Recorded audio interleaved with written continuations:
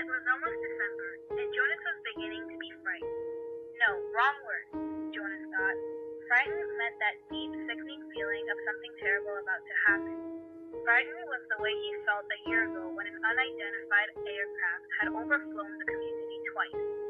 He had seen it both times. Squinting towards the sky, he had seen the sleek jet, almost a blur in its high speed, go past, and a second later heard the blast of sound that followed. Then one more time, a moment later, from the opposite direction.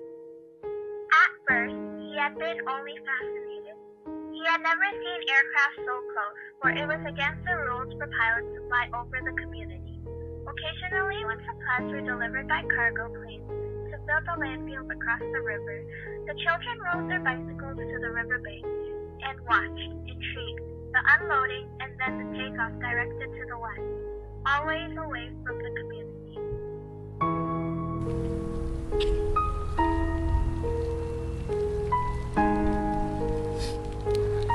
Immediately, leave your bikes where they are.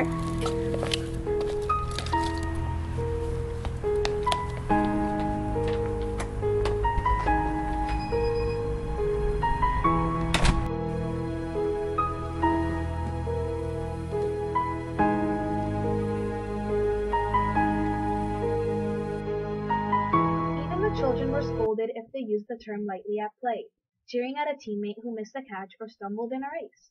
Jonas had done it once, and shouted at his best friend, "That's it, Asher, you're released," when Asher's clumsy error had lost a match for his team. He had been taken aside for a brief and serious talk by the coach, had hung his head with guilt and embarrassment, and apologized to Asher after the game.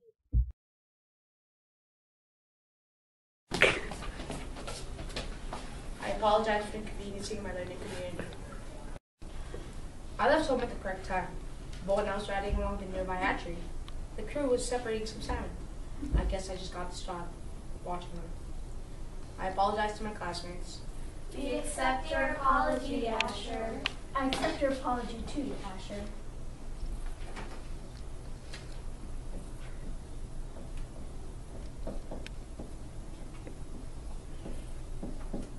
Distraught?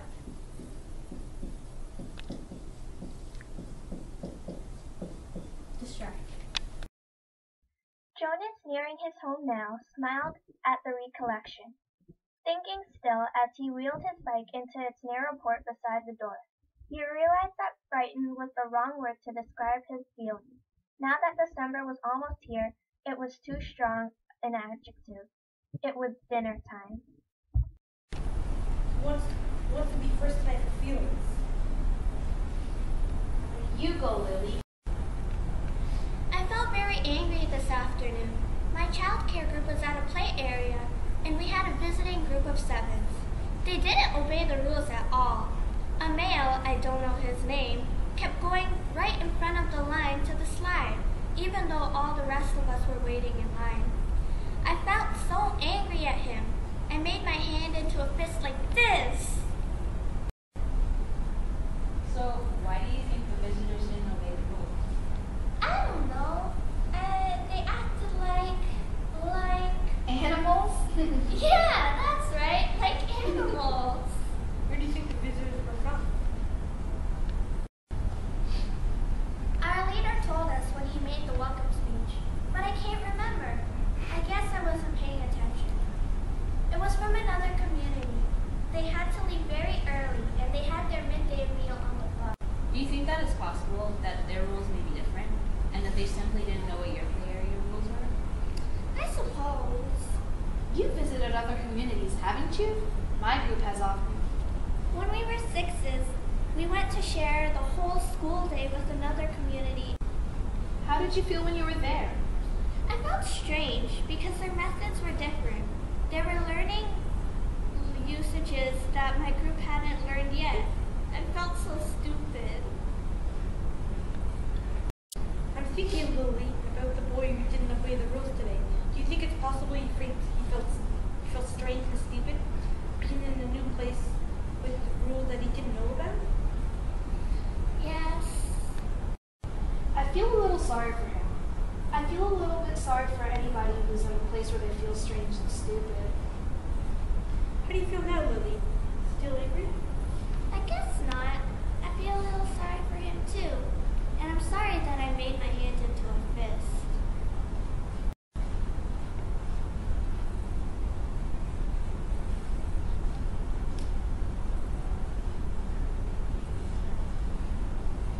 What gender is it? Ma'am. He's a sweet little man with a lovely disposition. He isn't going as fast as he should. He doesn't sleep soundly. We have him in an extra care section for supplementary nurturing. But the committee is beginning to talk about releasing him. Oh no, how sad that must make you feel.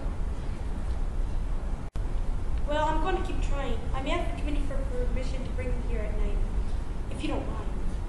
You know what the night crew nurturers are like. This little guy needs something extra. Of course. Maybe we could keep him. Lily, you know the rules. Well, I just thought maybe this once. I feel frightened too for him. The rules say that if there's a third transgression, he has to be released.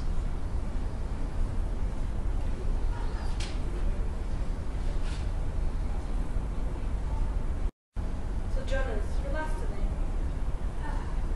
I'm feeling apprehensive. I know there's really nothing to worry about, and that every adult has been through it. I know you have, Father, and you have too, Mother, but it's the ceremony that I'm apprehensive about. It's almost December.